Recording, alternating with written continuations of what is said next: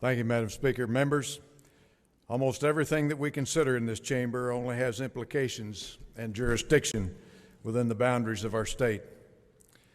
Senate Joint Resolution 4 is a resolution that reaches far beyond our state and allows Oklahoma to take its place in a movement that requires consensus among the 50 equal sovereigns of our nation. On a recent return flight from a conference, I was seated next to a man reading a book that caught my eye.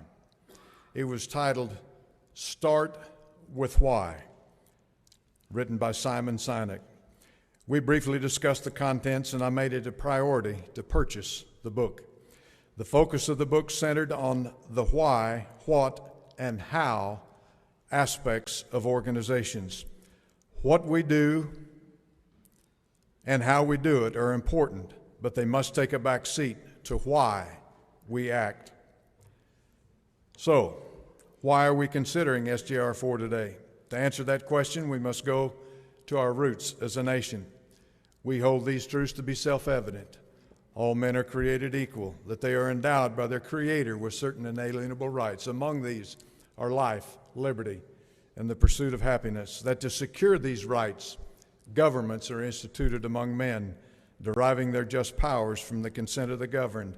With a clear understanding of our collective why, listed in the Declaration of Independence, we established a new nation in spite of overwhelming circumstances against us. What happened during the War for Independence and how the war was waged is important to history, but it is the resolve of the why that made the difference. Organized as a League of Friendship under the Articles of Confederation, it was less than 10 years before our nation was faced with the challenge of keeping the Union together. Weaknesses under the Articles included one vote per state regardless of size, inability to lay and collect taxes or regulate commerce, no executive, no national court system, a supermajority to pass laws, and the tyranny of one, a unanimous requirement to amend that led to unrest, bickering, jealousy, and suspicion among the states. George Washington observed, "We are one nation today and 13 tomorrow. Who will treat with us on such terms?"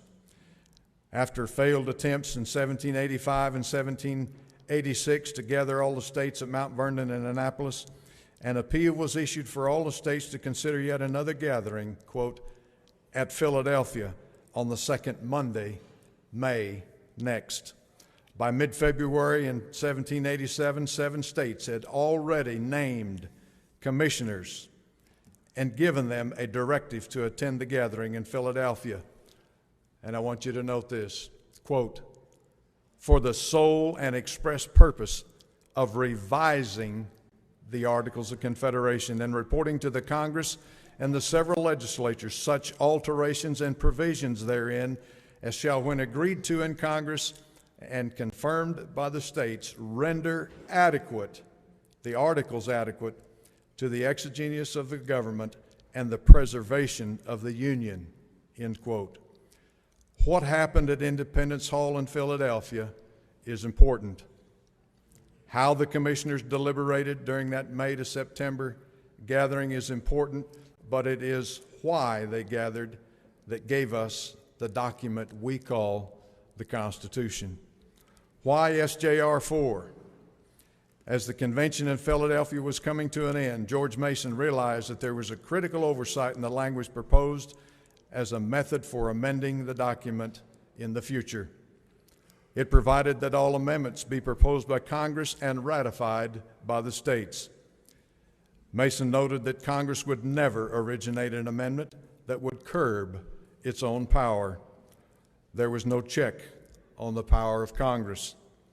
George Mason suggested, and the framers unanimously agreed, that states needed a way to propose amendments as well. Consequently, language was added to Article 5 that gave states equal standing with Congress to propose amendment language in a convention called by the states for that purpose. State legislatures have never used the provision, and as a result have allowed the central government to expand its power at the expense of the states. Is it possible they looked forward through the ages and saw a time when the national government would be out of control or unresponsive to the equal standing of the states in a federal system? The framers could not have predicted the challenges we face today, but they did understand the nature of man to abuse power. Even though federalism, checks and balances, and separation of powers are built into our system, the power given to the national jurisdiction is limited to the items found in Article 1, Section 8. However, one of those powers is to borrow money. The only way to limit the enumerated power is through the amending process. There are only two ways to propose amendments: Congress or state legislatures. How long can we afford to wait for Congress to send an amendment to the states for ratification that will limit its power to borrow? The only other option is for the states to initiate the process. SJR 4 is an application resolution that serves notice to Congress and the equal sovereigns of our union that Oklahoma wants to be a part of the conversation about bringing our fiscal house under control and restoring a balance to the relationship between the federal government and the states. To address the $19 trillion national debt and restoring balance, I have options. I can do nothing and hope everything works out. I can help elect people to Congress that will not abuse the borrowing power.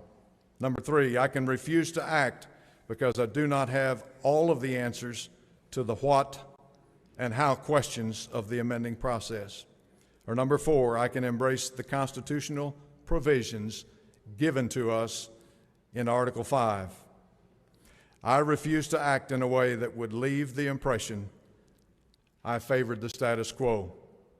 I refuse to act in a way that would lead one to conclude that I was frozen by fear of the unknown. The framers of our Constitution did their part by including state legislators in the amending process. Who's willing to follow their leadership? Ben Franklin was asked by a woman when he left the last meeting in Philadelphia Convention, "What have you given us?" Franklin replied, "A republic, if you can keep it." Members, today we have the opportunity to ensure the next generation has a safe and secure republic.